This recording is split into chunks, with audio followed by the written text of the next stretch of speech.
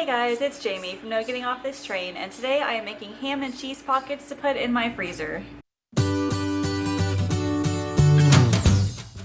This recipe is part of my 4 weeks to fill your freezer series, so if you guys have not had a chance to look at that playlist, I am linking it in the description below, so make sure you check that out. I have a total of 20 different recipes that I'm going to be adding to this playlist about every single week, so don't miss it. This particular recipe is very similar to the pepperoni pizza pockets one that I did a couple weeks ago. It's basically the same ingredient. It is pizza dough, so either homemade or just regular store-bought. This one has ham and then shredded cheddar cheese, as opposed to the pizza one, which had like the pepperoni and pizza sauce and mozzarella cheese. So same basic recipe, different ingredients, and this would be perfect for like the holidays. If you have a bunch of holiday ham left over, you could easily make up a few of these and freeze them, or if you just want to take some deli ham, you can do that as well. I've done both and both are delicious. They are freezer friendly and toast very well in the toaster oven too. And these are perfect for on the go, so put them in the fridge overnight to let them thaw, and you can take them with you to work.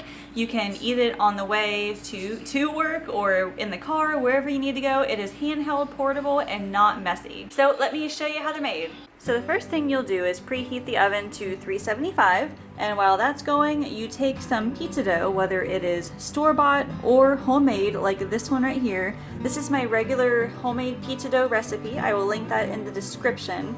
So the thing about the pizza dough is that with my homemade recipe, I can fit 6 with this recipe, but if you're using like a store-bought pizza dough, they're not going to be very big, so you might only be able to do like 4 of these, but mine makes 6. So what I'm going to do is set these aside for now, because I'm going to roll out one of them into a big circle shape so I can put the ham and cheese on it.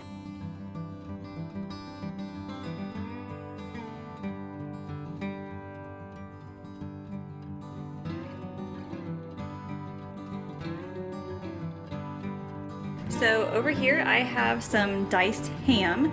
You can use either deli ham like this one, or if you have some leftover ham from like a holiday dinner, you can chop up some of that as well. But this is about 2 cups worth of chopped ham. And then I also have some shredded cheese. That is all that goes in it. So first you will add maybe about a 1/4 cup of ham to just one side of the calzone, and then you'll add a 1/4 cup of cheese right on top of that. And then what you'll do is take the top half. This is just like my pepperoni pizza calzones. If you have seen that video before, you just fold the top over the bottom just like this, kind of scoot in all the ingredients, and then you take the bottom and you crimp it over the top just like that. Doesn't have to be perfect, but just enough that it is mostly sealed. And that way the cheese won't ooze out when it's baking. So it pretty much just looks like this, and then we'll put it on a cookie sheet that's been sprayed with cooking spray, and then we'll do the same thing with all 6.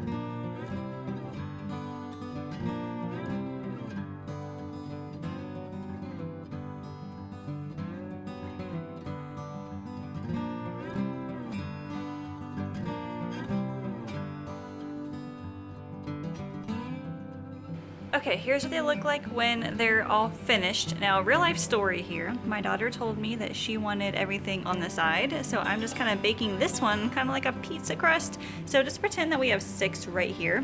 But we're gonna put these in the oven and bake them for between 10 and 12 minutes until when you knock on the tops, they should feel nice and hard.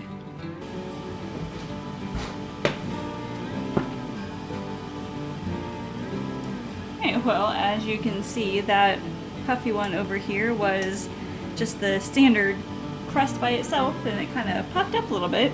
But knocking on these, they feel pretty firm.